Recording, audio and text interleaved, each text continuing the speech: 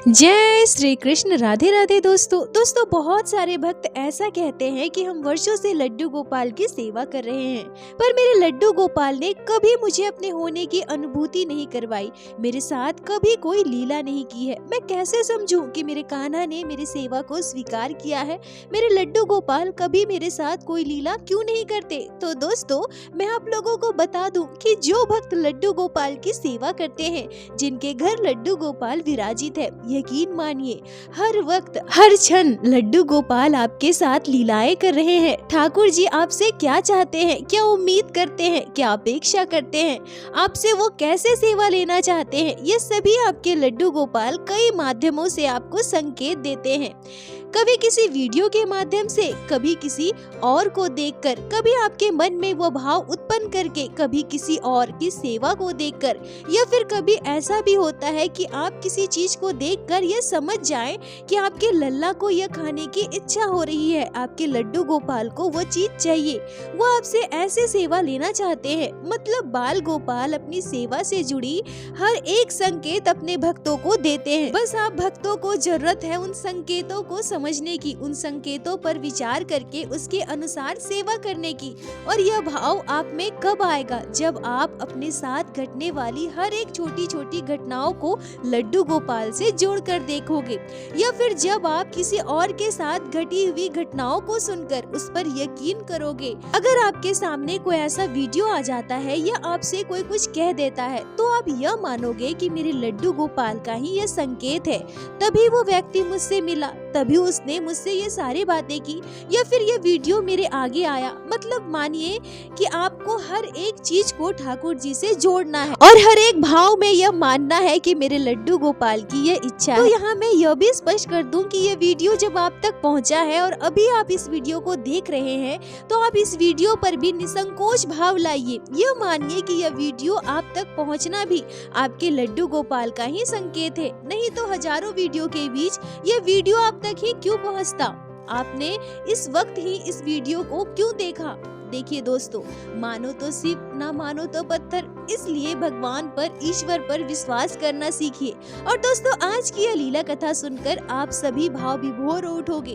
आप भी ये समझ पाओगे कि लड्डू गोपाल अपने भक्तों के साथ नित्य कितनी लीलाएं करते हैं, और आप यह भी यकीन करने लगोगे कि आपके लड्डू गोपाल ने क्या आपकी सेवा को स्वीकार किया है, और यह वीडियो आप तक पहुँचाकर आपके लड्डू गोपाल ने ही आपको संकेत दिया है। तो दोस्तों आप सभी भक्तों से विनम्र निवेदन है कि कृपया आज की इस लीला कथा को, इस वीडियो को पूरा अंत तक जरूर देखिएगा। दोस्तों आज की यह घटना एक ऐसे भक्त के साथ घटी है जो लड्डू गोपाल को तो बिल्कुल भी नहीं मानती थी। मतलब ऐसा नहीं है कि वो भगवान को नहीं मानती थी, वो सभी देवी देवताओं को मानती है। भगवान के प्रति उनके मन में भक्ति भाव है, पर जिस तरह से भक्त अपनी अनुभूतियों को बताते हैं, भक्त को यह विश्वास है कि मेरे लल्ला, मेरे लड्डू गोपाल मेरे साथ लीलाएं करते हैं, मेरे लड्डू गोपाल हर वक्त मेरे साथ है, वैसा उन्हें कभी भी महसूस नहीं होता था। उन्हें यह भी लगता था कि लोग लड्डू गोपाल के लिए इतना सब कुछ करते ही क्यों हैं? जैसे भगवान के बाकी मूर्तियां हैं, बाकी चित्रपट है, वैसे ही लड्डू गोपाल भी तो है ना।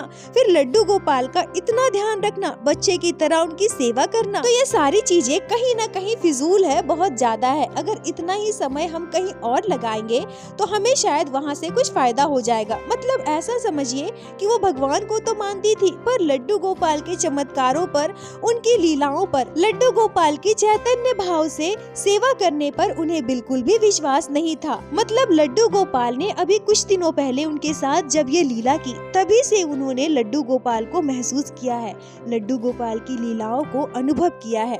तो मैं आप लोगों को बता दूं कि यह घटना झारखंड के बोकारो में रहने वाली पिंकी जी ने हमारे साथ शेयर की है।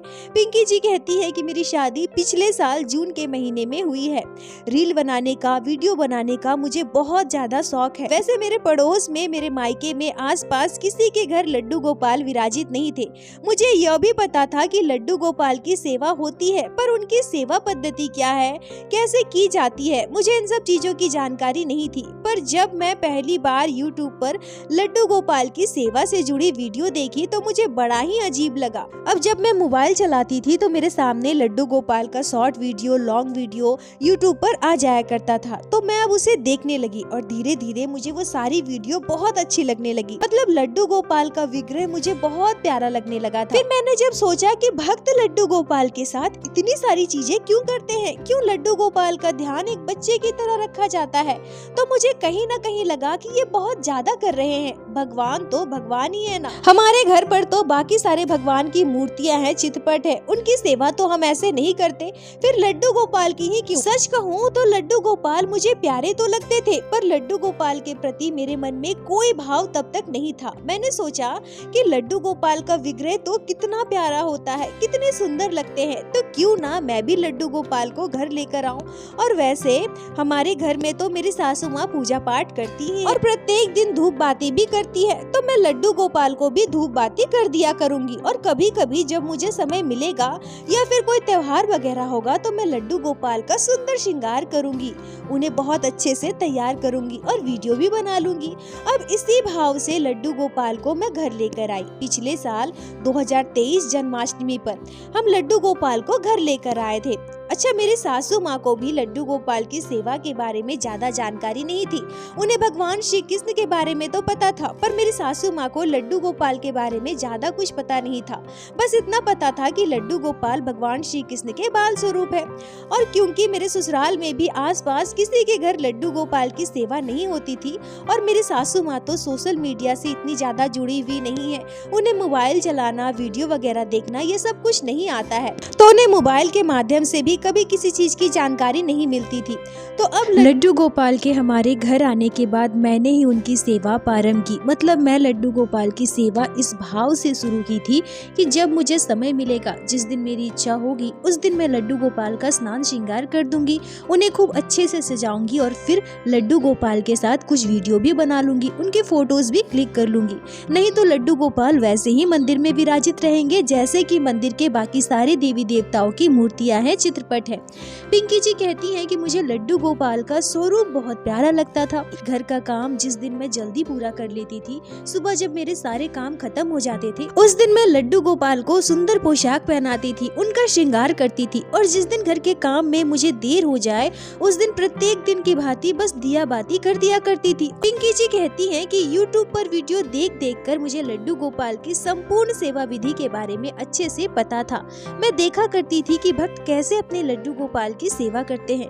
मुझे सारी बातों का ज्ञान था, सब कुछ पता था। लड्डू गोपाल मुझे सुंदर भी लगते थे, प्यारे भी लगते थे, परंतु लड्डू गोपाल के प्रति जो भाव होता है, लड्डू गोपाल की सेवा करने के लिए जो लगाव होता है, उनके प्रति जो प्रेम होता है, वो मुझे नहीं था। लड्डू गोपाल की सेवा से जुड़ी मैं वीडियो देखती थी ना, तब सोचती थी कि लड्डू गोपाल भगवान है और उनके लिए इतनी सारी चीजें करने की क्या आवश्यकता है। वो भगवान है ना, उन्हें इन सारी चीजों की क्या आवश्यकता, वो देते हैं हमें तभी तो हम खाते हैं, उनकी बनाई हुई सृष्टि है और हमें इतनी सामर्थ्यता है जो हम उनके लिए कुछ कर सके। सभी लोग बस दिखावा करते हैं, नौटंकी करते हैं। मतलब मैं जैसे वीडियो बनाने के लिए लड्डू गोपाल का सुंदर श्रृंगार करती हूँ, वैसे ही लोग भी करते हैं। इन लोगों को तो फायदा भी होता है, इसलिए वो प्रत्येक दिन इतना सब कुछ करके दिखाते हैं। पिंकी जी कहती हैं कि यह बात मेरे मन में गहराई से बैठ गई थी। धूप बाती करना, पूजा पाठ करना चलो ठीक है, पर इतना सब कुछ करके दूसरों को दिखाना जैसे वो छोटे से बच्चे हो, ये तो बस दिखावा है। भगवान के लिए इंसान कुछ भी नहीं कर सकता है, लोग बस ढोंग करते हैं, दिखावा करते हैं और कुछ नहीं। पिंकी जी कहती हैं कि अब मैंने ऐसा सोचना प्रारंभ कर दिया था और जब भी मैं किसी के वीडियो देखती थी और जब भक्त लड्डू गोपाल को भोग लगाते थे, उनका श्रृंगार करते थे, तो कई बार मुझे बड़ा अटपटा लगता था। मैं सोचती थी कि इतना दिखावा भगवान को लेकर क्यों? इंसान ने भगवान को खिलौना बना दिया है, भगवान का इस्तेमाल भी किया जा रहा है वीडियो बनाने के लिए। मैंने यह पूरी तरह से सोच लिया था और मान भी लिया था, भक्त बस वीडियो बनाने के लिए ही ऐसा करते हैं। तो मुझे कभी कभार बहुत गुस्सा भी आ जाता था और गुस्से में मैं कई वीडियो में कमेंट कर देती थी कि इतना दिखावा करना बंद करो, क्यों भगवान के साथ खिलवाड़ कर रहे हो, क्यों भगवान को भोग लगा रहे हो, उन्हें स्नान करवा रहे हो, उनका श्रृंगार कर रहे हो, उन्हें सुला रहे हो। वो बच्चे नहीं है, वो भगवान है।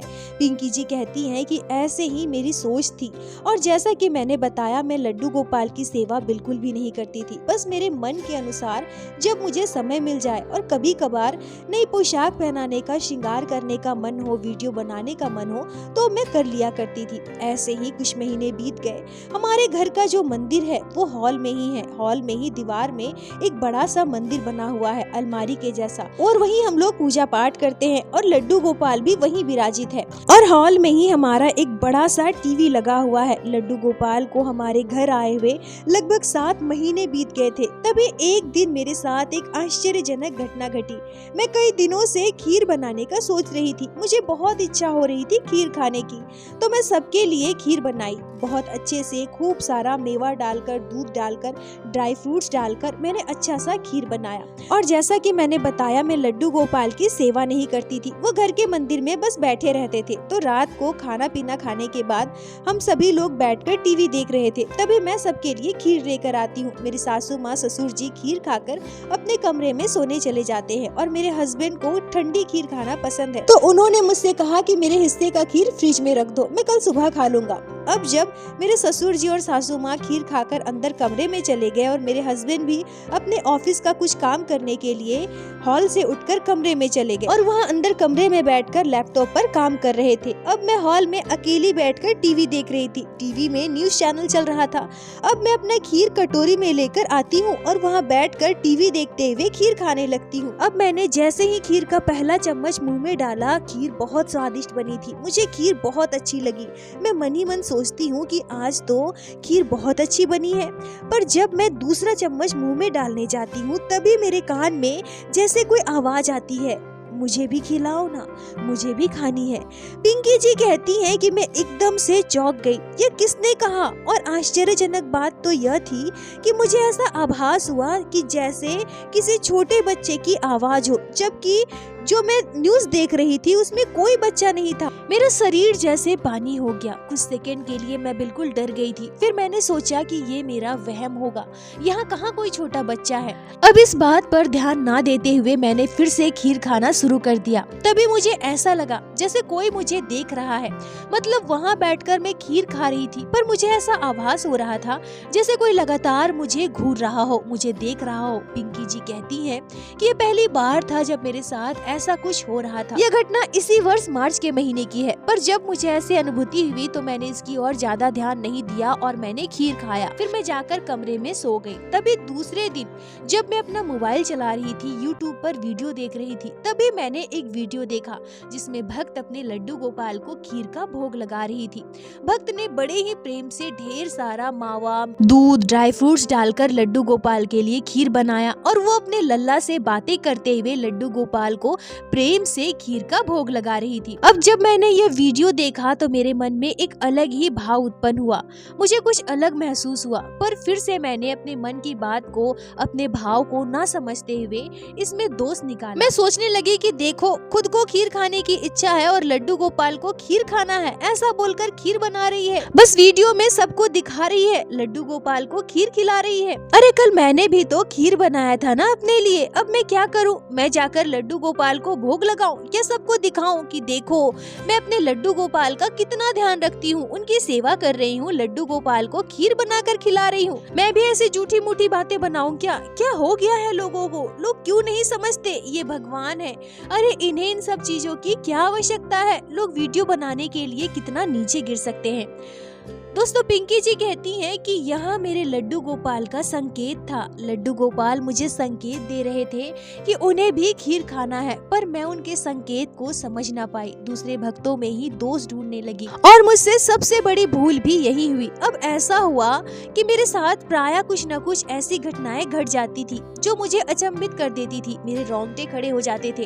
कई बार मैं चौंक जाती थी तो कई बार मेरा शरीर सिहर उठता था। जैसे कभी अगर मैं नहाने के लिए जा रही हूँ तभी मुझे ऐसा महसूस होता था जैसे कोई छोटा सा बच्चा मेरे पास खड़ा है और मुझे घूर रहा है। पता नहीं क्यों, पर मैं अपने आप में ऐसा महसूस करती थी। पर जब मैं नहाने जा रही हूँ तो उस वक्त मुझे ऐसा लगता था जैसे वो बच्चा बहुत गंदा है और वो भी नहाना चाहता है। पिंकी जी कहती हैं कि मुझे नहीं पता कि मुझे ऐसा क्यों लगता था कि मेरे पास, मेरे घर में, मेरे कमरे में, मेरे दरवाजे के पास कोई छोटा सा बच्चा आकर खड़ा है।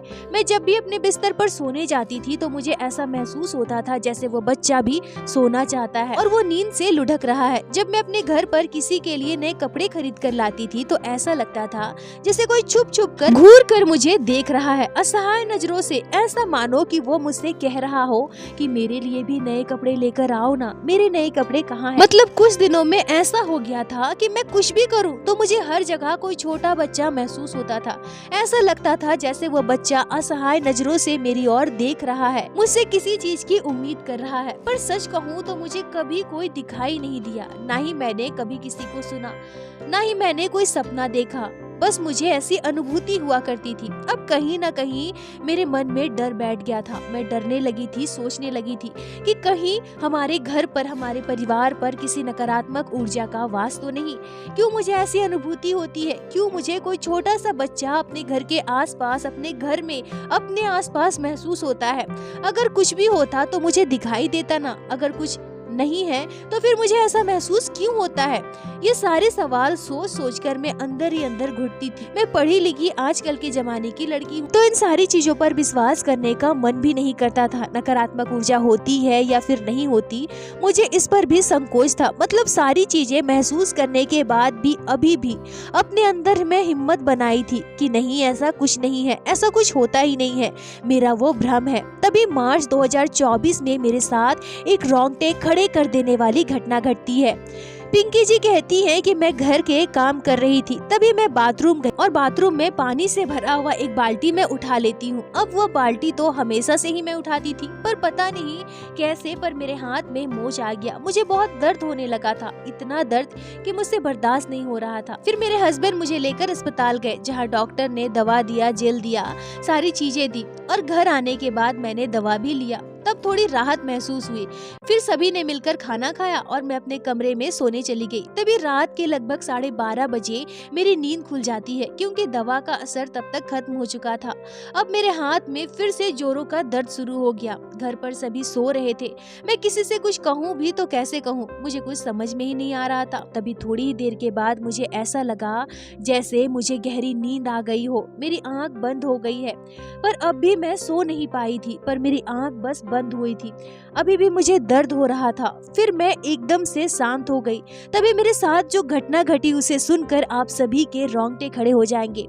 मेरी आंख बंद थी, मैं आंख बंद करके लेटी हुई थी। मैं अचेत अवस्था में पड़ी थी, पूरा शरीर जैसे शांत हो गया। और तभी मैं क्या महसूस करती हूँ, ये एक छोटा सा बच्चा जो पिछले कई दिनों से मेरे घर में, मेरे आसपास हर वक्त मुझे महसूस होता है, वही छोटा सा बच्चा मेरे पास आकर खड़ा है। तभी क्या होता है कि मेरे हाथ में मुझे कुछ स्पर्श महसूस हुआ। ऐसा लगा जैसे कोई छोटा सा बच्चा मेरा हाथ अपने हाथ में रखे हुए है और जिस हाथ में मुझे दर्द हो रहा था वही हाथ वो बच्चा पकड़ा हुआ है और उसी हाथ में कोई तेल या फिर कोई जेल जैसा कोई सामान लगाकर मालिश कर रहा है। अब पिंकी जी कहती हैं कि मैं सोई नहीं थी, बस मेरी आंखें बंद थी, पर पता नहीं मुझे क्या हुआ था। मैं अचेत अवस्था में थी, मैं सब कुछ महसूस कर पा रही थी, पर मैं कुछ बोल नहीं पा रही थी, मैं कुछ कर नहीं पा रही थी, मैं अपनी आंखें खोल नहीं पा रही थी। मुझे ऐसा महसूस हुआ जैसे वो बच्चा मेरे हाथ में कुछ मालिश कर रहा है, मेरे हाथ में मुझे ठंडक महसूस हो रहा था। तभी दूसरे ही पल आंखों के सामने लड्डू गोपाल का विग्रह आता है। मैं महसूस कर पाती हूँ जैसे वो छोटा सा बच्चा लड्डू गोपाल के स्वरूप में है। मैं उन्हें, उस बच्चे को देख नहीं पाती हूँ, पर पता नहीं क्यों मुझे ऐसा अनुभव हुआ जैसे वो बच्चा लड्डू गोपाल ही है। लड्डू गोपाल के स्वरूप में मैंने उस बच्चे का अनुभव किया था। मेरी आंखें खुल जाती है, मैं उठकर बैठ जाती हूँ और उसके बाद मैंने जो देखा उसे देखकर यकीन कर पाना किसी के लिए भी असंभव है। मैं देखती हूँ कि मेरे हाथ के ऊपर कुछ तेलीय पदार्थ लगा हुआ है। ऐसा महसूस हो रहा था मानो उस बच्चे ने मेरे हाथ में इत्र लगाकर बहुत अच्छे से मालिश कर दी है। तभी मैं देखती देखती हूँ कि मेरे बिस्तर पर मेरे हाथ के पास एक मोर पंख पड़ा हुआ है। यह देखते ही मेरे दोनों आंखों से आंसू बहने लगे। मैं संपूर्ण घटना समझ गई। मैंने तुरंत अपने हस्बैंड को जगाया, फिर मेरी सासू माँ, ससुर जी सबको जगाया और मैंने पूरी घटना सभी को बताई। मेरे साथ जो घटना घटी, पिछले कई दिनों से मेरे साथ जो घटना घट रही थी, सभी घटनाओं को सुनकर मेरे परिवार वाले एकदम से आश्चर्यचकित थे। हमें समझने में देर न लगी। वो छोटा सा बच्चा जो हर पल हर क्षण हमारे घर में मेरे आसपास मुझे महसूस होता था, जो मैं महसूस कर पाती थी, वो कोई और नहीं बल्कि मेरे लड्डू गोपाल है। आंखों में आंसू थे। बाल गोपाल ने मेरे साथ जो लीला की और पिछले कई दिनों से मेरे लड्डू गोपाल मेरे साथ जो लीला कर रहे थे, उसे याद कर मेरी आंखों से आंसू नहीं रुक रहे थे। मैं रोई जा रही थी। मुझे अपनी गलती का एहसास था, अपनी भूल का एहसास था। मैं समझ गई कि मेरे लड्डू गोपाल में प्राण है।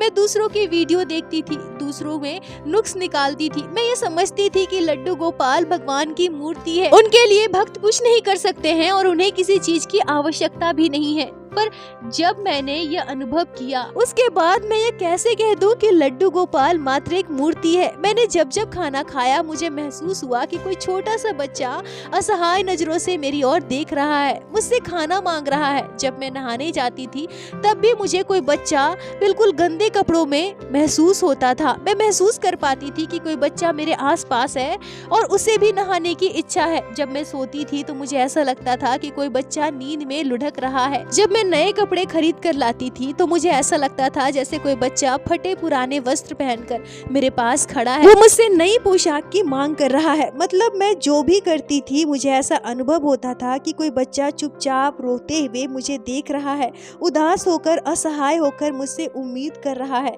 और ये कोई और नहीं बल्कि मेरे लड्डू गोपाल थे। पिंकी जी कहती है कि मैं लगातार रोई जा रही थी और लड्डू गोपाल से क्षमा मांग रही थी। मुझे इतना रोते देखकर मेरी सासू माँ की आंखों में भी आंसू थे। वो मुझे बार बार समझाने लगी कि देखो बहू, इसमें बस तुम्हारा ही दोष नहीं है, हम सबका दोष है। पर क्योंकि हम में से किसी को इस बात का ज्ञान नहीं था और अनजाने में हमसे बहुत बड़ी भूल हो गई है। तुम ऐसे रो मत, परेशान मत हो। लड्डू गोपाल तो भक्त वत्सल है ना, वो भगवान है और भगवान कभी भक्त से नाराज नहीं होते। कल से हम लड्डू गोपाल की सेवा प्रारंभ करेंगे। पिंकी जी कहती हैं कि अगले दिन मैं अपनी सासू माँ के साथ बाजार गई और लड्डू गोपाल की जरूरत का सारा सामान खरीद कर लेकर आई। बाल गोपाल को स्नान करवाया, उन्हें पोशाक धारण करवाया, उनका श्रृंगार किया और लड्डू गोपाल को भोग लगाया। और उस दिन से हम लड्डू गोपाल को 4 पहर का भोग लगाते हैं। उन्हें सुबह जगाने से रात को सुलाने तक संपूर्ण सेवा मैं करती हूँ। उस दिन के बाद मेरे साथ कभी भी कोई घटना नहीं घटी। दोस्तों, पिंकी जी कहती है कि 2024 मार्च के महीने में मेरे साथ ये अद्भुत घटना घटी है और तभी से हमारे घर लड्डू गोपाल की संपूर्ण सेवा होने लगी। और मेरी सासू माँ, हम दोनों मिलकर बाल गोपाल की सेवा करते हैं। इन कुछ महीनों के दौरान हम सभी के मन में लड्डू गोपाल के प्रति धीरे धीरे प्रेम उत्पन्न हो गया। अब हमारा पूरा परिवार बाल गोपाल से बहुत प्रेम करता है। ऐसा मानो कि लड्डू गोपाल हमारे परिवार के सदस्य हो। लड्डू गोपाल ने मुझे अपने होने की अनुभूति करवाई। उनकी कृपा से मैं गर्भवती हूँ और मेरा 5वां महीना चल रहा है। ठाकुर जी से बस यही प्रार्थना है कि हे लड्डू गोपाल, हमसे जो अपराध बना है उसके लिए हमें क्षमा करें और अपनी कृपा दृष्टि हमारे परिवार पर बनाए रखे। मेरा बच्चा सही सलामत इस दुनिया में आ जाए और वो आपका परम भक्त हो। मेरी बस यही चाह है कि लड़का हो या लड़की, जो भी हो, पर वो लड्डू गोपाल का परम भक्त हो। ठाकुर जी ऐसी कृपा करना।